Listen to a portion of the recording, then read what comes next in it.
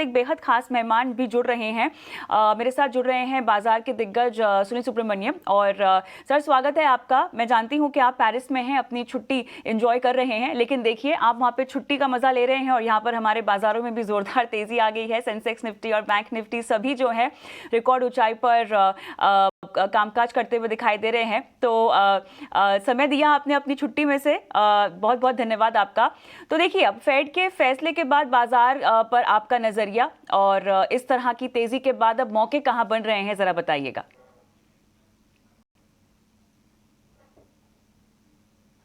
देखिए क्या है कि बहुत दिनों से अनसर्टेनिटी चल रही थी कि क्या यूएस में रेट कट का मौका आ गया है कि नहीं। दूसरी बात थी कि इकोनॉमिक देखो कि यूएस बहुत एक डेटा डिपेंडेंट फेड होती है ना।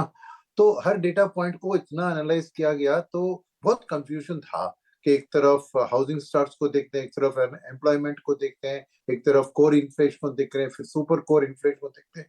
तो ये फाइनली एक क्लैरिटी आ गई कि फेड ने सोचा कि अब वक्त सही है एक भयंकर रेट कट करने की। तो इससे क्या है कि मार्केट्स को चीज यह है कि इकोनॉमी इतनी भी खराब नहीं है कि रिसेशन में चली जाए। At the same time inflation भी कंट्रोल में आ गया।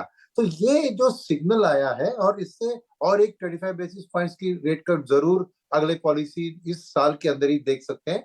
तो इक्विटी मार्केट को ऑलवेज रेट कट्स पसंद है। तो ये रुझान जो हुआ है, ये अभी उत्साह जो आप कह रहे हैं ना, ये एक रिलीफ मैं कहूंगा कि ये अनसर्टेनिटी हट गई है। इक्विटी मार्केट्स को अनसर्टेनिटी बिल्कुल पसंद नहीं है। अब थोड़ी सर्टेनिटी आ गई है कि यूएस इन्फ्लेशन कंट्रोल में होने के कारण एक ईजिंग रेट पॉलिसी कई महीनों तक हम देख सकेंगे। वो एक बड़ी बड़ी बात है।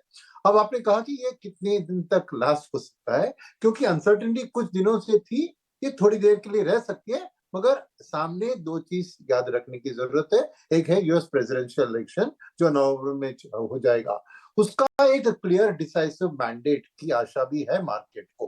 अगर वो मैंडेट नहीं आई और वो इलेक्शन में 51-49 और जैसे फ्लोरिडा में ये हुआ था लास्ट टाइम भी, वैसा कुछ हुआ तो मार्केट शायद थोड़ी नर्वस हो सकती है। वो एक चीज है। जी। सेकेंड चीज ये है कि अब मार्केट ये भी देखेंगे कि ग्रोथ की वापसी यूएस में, क्योंकि यूएस अल्टीमेटली ग्लोबल इंजन है।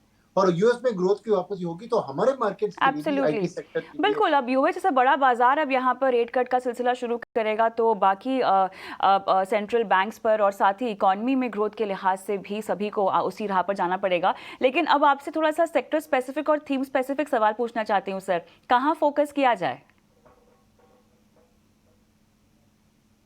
देखिए अभी दो चीज याद रखने की जरूरत है। एक है कि ये जो रैली इंडिया में हुआ है वो ज्यादातर एक डोमेस्टिक फ्लोस की कंसिस्टेंट एसआईपी बुक की कंसिस्टेंट रिटेल इन्वेस्टर्स का में आमंत्रित होना मार्केट में, इसके कारण हुआ है। तो वहां पे क्या है कि ये रैली एक तरफा अपने डोमेस्टिक ओरिएंटेड सेक्टर्स के ऊपर कैपेक्स, डिफेंस, ऐसी चीजों पे चली है। सेकंड, क्योंकि ये एक बहुत लिक्विडिटी ड्रिवन रैली थी, एक वैल्यू जो माना जाता था, right, PSU banks, PSU sector जो बहुत वैल्यू मनी डिस्काउंट पे चल रहे थे, उनके पी रेशियो में बाकी की मर, वहां पे एक कैचअप रैली पिछले 2 साल में चला है। तो बहुत उधर वैल्यू कैचअप रैली हो गया है। अब वक्त क्या है कि क्योंकि पैसा एक तरफ जाता है तो दूसरी तरफ नहीं जाता, ये याद रखना है, क्योंकि अल्टीमेटली एक पूल कांस्टेंट है। तो क्वालिटी स्टॉक्स जो हम मानते हैं, अच्छी क्वालिटी कंपनियां, उनके लिए शायद पैसा उतना नहीं गया जिनका उनका डिजर्विंग था। तो आज स्थिति ये बन गई है कि जो क्वालिटी है वो अभी थोड़ी सस्ते लग रही है, क्योंकि वैल्यू का कैचअप रैली चल रहा था। तो नेचुरली आने वाले दिनों में, क्योंकि लिक्विडिटी तो बरकरार रहेगी डोमेस्टिक, और एफआईएस का भी अभी अंदर आने की एक उम्मीद है, तो डेफिनेटली क्वालिटी का एक ऊपर सिर पे रीबाउंस बैक आप देखेंगे। तो मेरे लिए अब वैल्यू को छोड़कर क्वालिटी की ओर ध्यान देना एक अच्छी चीज होगी। और क्वालिटी में कंसिस्टेंट ग्रोथ वो एक इंपॉर्टेंट होता है। अब कौन से ऐसे सेक्टर्स है जहां पे इतने दिनों से उतना इंटरेस्ट नहीं था और वो कैचअप हो रही है, जैसे आईटी का बहुत दिनों से नहीं चल रहा था, अब चलने लगा है, थोड़ा बहुत प्रॉफिट बुकिंग हो रहा है। मगर उसके अलावा आप देखेंगे तो मेरे लिए प्राइवेट सेक्टर बैंक्स, क्योंकि कुछ दिनों से ये खबर आ रही है कि रिटेल जी लेंडिंग के ऊपर आरबीआई ने रेस्ट्रिक्शन डाला। बिल्कुल सही। फिर एक खबर आई कि वो जो डिपॉजिट ग्रोथ और हाँ लेंडिंग ग्रोथ में डिफरेंस बहुत है, तो क्या होगा बैंक्स की सिचुएशन। मगर वो चीज सब अभी हटके क्वालिटी प्राइवेट सेक्टर बैंक्स में मेरा मानना है कि अब एक बाउंस बैक रैली होगा जो थोड़ा चलिए, तो यहाँ पर इस क्षेत्र में नज़र रखनी चाहिए जिस तरह से आपने पूरी एनालिसिस दी है। सुनील सर, बहुत बहुत धन्यवाद आपका, आपने समय निकाला, आप जुड़े हमारे साथ, और आपकी बाकी की छुट्टी पेरिस में बहुत अच्छी हो, ये शुभकामनाएं के साथ धन्यवाद देते हैं आपको सर। चलिए, आलम दिखाई दे रहा है, और जो नया यहाँ पर हाई टच हुआ है वो 25,804 का नया शिखर बना है इंट्राडे में। ये बहुत अहम लेवल है, क्योंकि अब इसके पार देखना होगा कि बाजार की चाल कैसे आगे बढ़ती है। इतना ही नहीं, इंट्राडे में सेंसेक्स के लेवल्स भी आप देख लें, 84,508 का नया शिखर बनाया है। बैंक निफ्टी में आप देखें तो फिलहाल जिस तरह की रैली दिखाई दे रही है, 12 में से 10 शेयरों में तूफानी तेजी है। और इतना ही नहीं, जो बड़े काउंटर्स, जो मेगा काउंटर्स लीड कर रहे हैं, उसमें HDFC बैंक, RIL का नाम शामिल है, जिनका योगदान सबसे ज्यादा हमें दिखाई दे रहा है। तो चलिए, बाजार की इस तूफानी तेजी पर और एनालिसिस करते हैं। अभिषेक सत्यव्रतम हमारे सहयोगी हमारे साथ जुड़ चुके हैं। और अभिषेक, जिस तरह से रेट कट का माहौल शुरू हुआ है, अब बाजार ने इस पर रिएक्शन जो कल दिया था उसको आगे बढ़ाते हुए अपनी तेजी इंट्राडे में रिकॉर्ड हाई लेवल्स पर पहुंचे हैं निफ्टी, सेंसेक्स और बैंक निफ्टी। बताइएगा, अक्रॉस द काउंटर्स भी हम खरीदारी होते हुए देख रहे हैं, तेजी का मोमेंटम फिलहाल नए स्तर पर बाजार पहुंचता हुआ। बिल्कुल कविता, बाजार में चौतरफा तेजी का माहौल है। और देखिए, जब तेजी हो और अच्छी चीज क्या होती है कि पार्टिसिपेशन सभी सेक्टर का हो, बाजार में आज वो दिख रहा है। निफ्टी के कुछ शेयरों को छोड़ दें तो ज्यादातर शेयर आज मजबूती के साथ कारोबार कर रहे हैं। निफ्टी पर 25,800 का आंकड़ा पार हुआ, सेंसेक्स पर 84,500 का, और निफ्टी बैंक की बात करें तो वहां पर हमने 53,700 के ऊपर के आंकड़े देखे हैं। और ये बहुत दिनों बाद ऐसा हो रहा है कि तीनों के तीनों इंडेक्स एक साथ चले और एक नए रिकॉर्ड ऊंचाई पर पहुंचे हैं।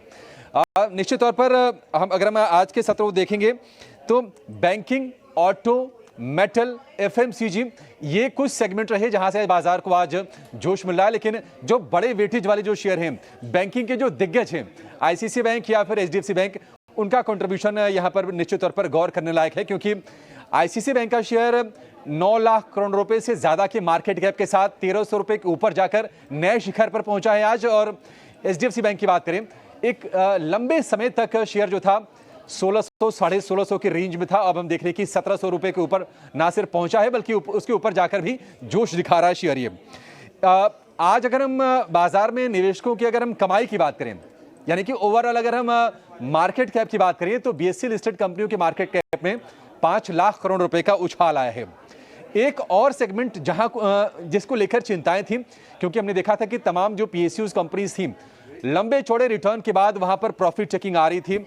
उसमें से पावर, रेलवे, डिफेंस, ये तमाम सरकारी कंपनियां शामिल थीं। आज एक सेगमेंट बजिंग है उसमें से, और एक अच्छा संकेत है। हालांकि FTSE और सेंसेक्स की रीबैलेंसिंग के चलते उसमें निवेश आने की भी उम्मीद है। वो सेगमेंट है डिफेंस का। आज आप कोचिन शिपयार्ड देखिए, आज आप गार्डन रीच शिप बिल्डर देखिए, या फिर मझगांव डॉक, बड़ी तेजी के साथ ही कारोबार करते हुए दिखाई दे रहे हैं।